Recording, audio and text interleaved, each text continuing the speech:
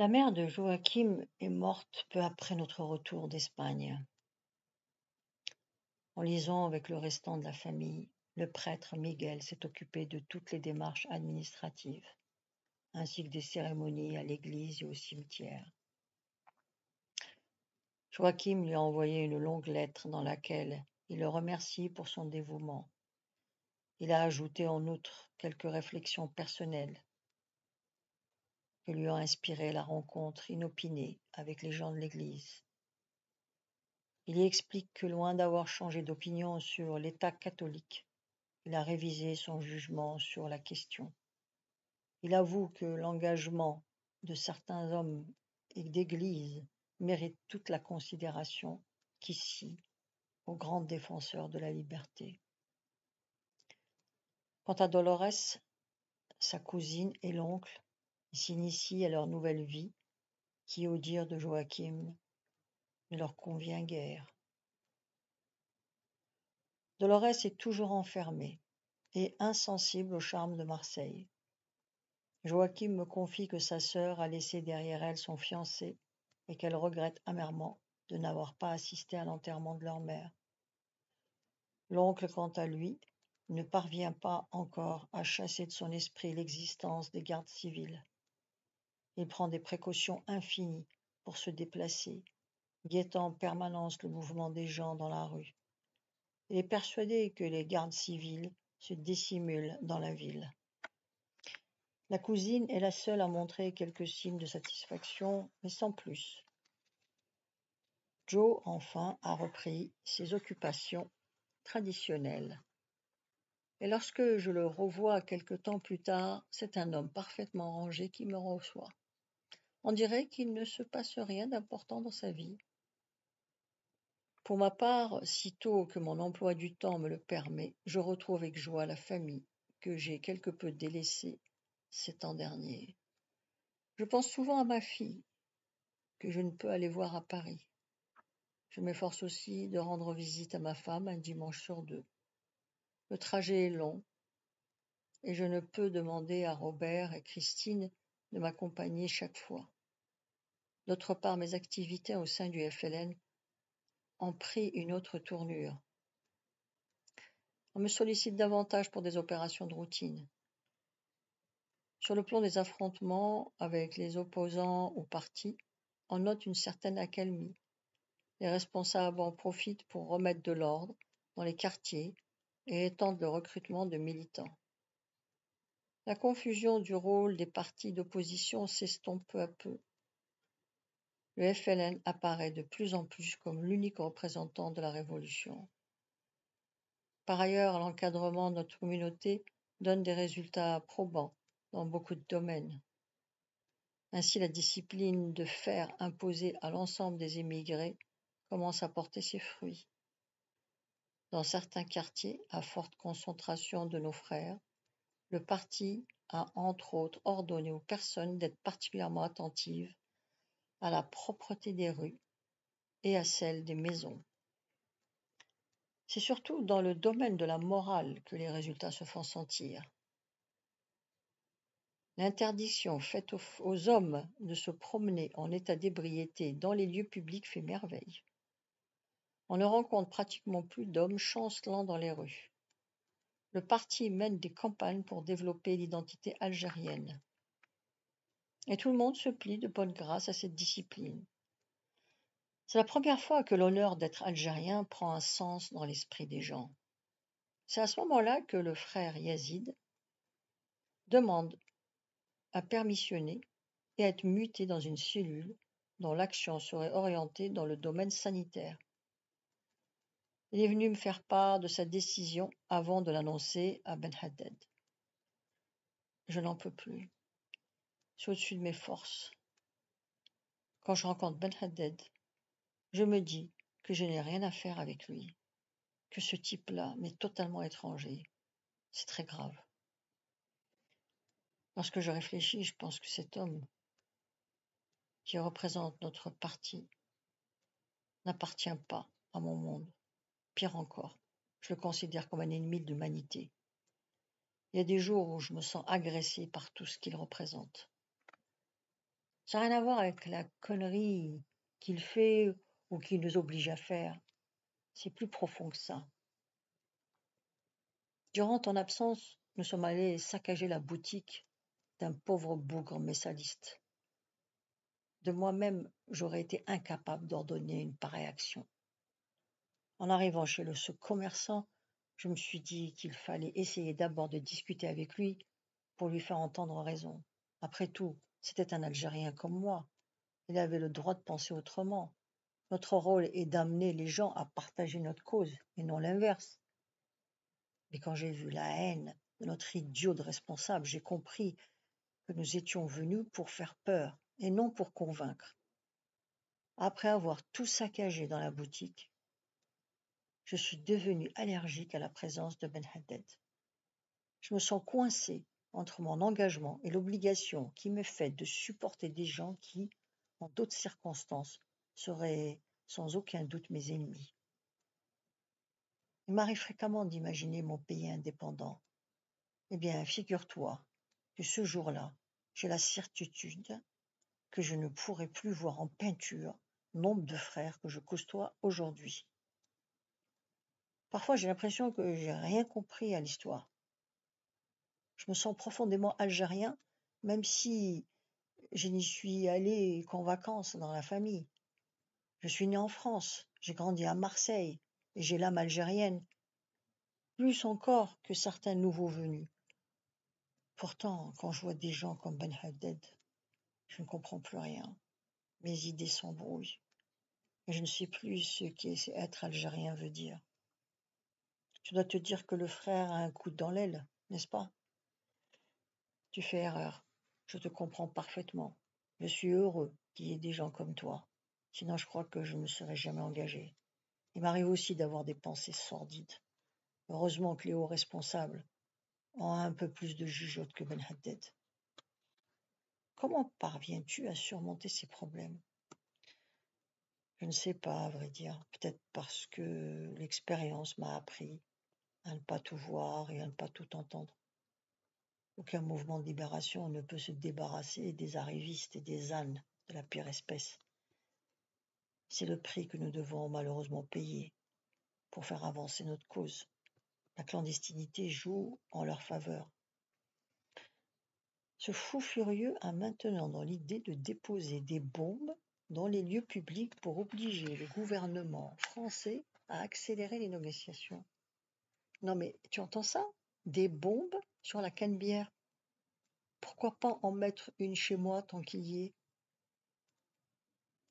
Je lui ai dit que j'assumais tous les actes liés à la Révolution, mais certainement pas ceux apparentés au délit de droit commun. Je lui ai rappelé que nous combattions le colonialisme, mais pas le peuple français. Pour toute réponse, l'idiot m'a dit que j'étais contaminé par l'Occident. Par malchance pour lui, Yazid n'a pas eu à démissionner. Ben Haddad et lui sont arrêtés, probablement trahis par le commerçant. La police découvre des armes et des papiers compromettants chez Ben Haddad. Ils sont jugés rapidement et exécutés à la prison des Baumettes. J'apprends par l'un des avocats ayant assisté à l'exécution que tous deux ont fait montre d'un courage exemplaire. Chacun, Yazid en français, Ben Haddad en arabe, a crié avant de mourir « Vive l'Algérie indépendante !» Une belle façon de nous encourager à poursuivre le combat. Aucun d'eux n'a parlé, car je ne suis pas inquiété. J'ai beaucoup de peine pour Yazid. Il ne l'a pas mérité. Cet homme était d'une telle pureté d'âme que j'estime cette exécution équivalente à un crime contre l'humanité. Je regrette aussi parfois d'avoir été si dur à l'égard de Ben Haddad. Ce n'est pas donné à n'importe qui de supporter la torture sans dénoncer quelqu'un. À la suite de cet événement tragique, on me fait savoir que par précaution, il est préférable que je me tienne à l'écart des activités du parti durant quelque temps.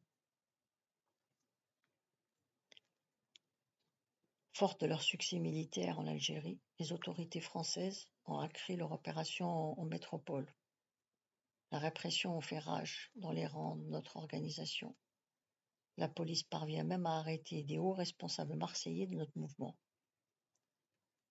Néanmoins, il en faut davantage pour déstabiliser la motivation des militants. Les activités reprennent de plus belle, peu de temps après, ce que la police appelle le démantèlement d'un important réseau terroriste.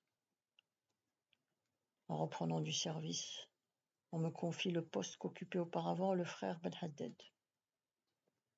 J'ai aussi à surmonter des problèmes de conscience empoisonnants. Lors d'une vaste vague d'arrestations, il s'ensuit toujours une période d'incertitude et un climat de suspicion à l'échelon de la base du parti. Il m'arrive souvent de douter du bien fondé de certaines informations que je reçois concernant les trahisons, bien que dans l'ensemble les frères manifestent une solidarité nationaliste éprouvée. Je sais qu'il n'est pas exclu que nous recueillions des informations erronées ou incomplètes. Personne n'est à l'abri de la manipulation de l'information par la police.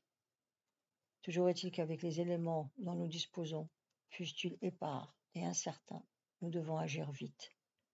Il en va de notre crédibilité. Et ce qui me gêne le plus dans ces cas-là, c'est que nous n'avons pas le temps de mener des enquêtes afin de vérifier nos informations. C'est l'aspect le plus désagréable de la fonction de responsable.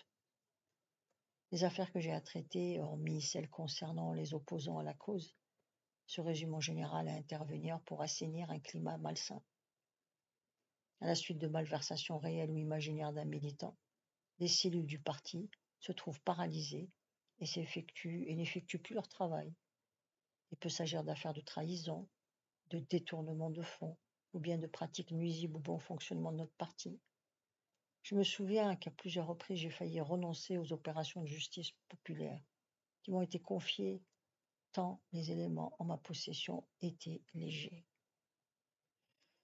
La seule affaire qui me traumatise le plus depuis des mois au point de me donner des cauchemars est l'affaire du Petit Puy. Mon supérieur hiérarchique m'a communiqué un jour le dossier d'une section dans le quartier du Panier. Le trésorier, un certain Mouloud, est soupçonné de détourner une partie des cotisations. On m'ordonne donc d'expédier l'affaire dans les plus brefs délais. J'ai rencontré Mouloud pour lui demander de s'expliquer sur les détournements de fonds. Dès mon premier contact avec lui, il m'a fait penser à Yazid. Je ne suis pas arrivé à détecter les liens de ressemblance, mais je suis persuadé qu'il en existait beaucoup. Mouloud ne comprenait absolument pas les raisons de cette enquête. Il ne voyait même pas qui aurait pu le dénoncer, tant il était sûr de son bon droit. Il me fait un exposé détaillé de la situation, m'expliquant qu'il n'y avait rien d'anormal dans les comptes de la section. Tout ce qu'il me dit tenait parfaitement debout, et j'ai fait mon rapport. Mon responsable d'AN entre dans une colère noire en m'entendant.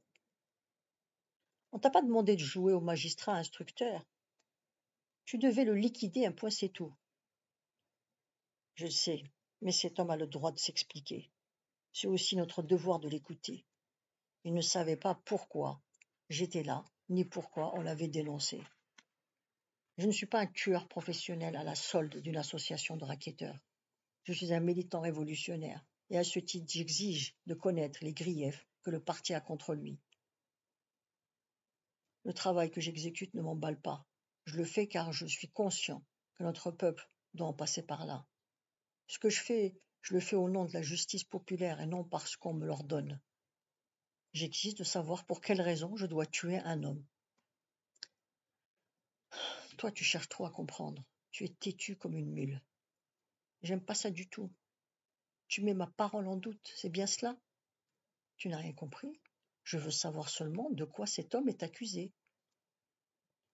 Je viens te le dire parce que je veux te faire une faveur, mais un conseil.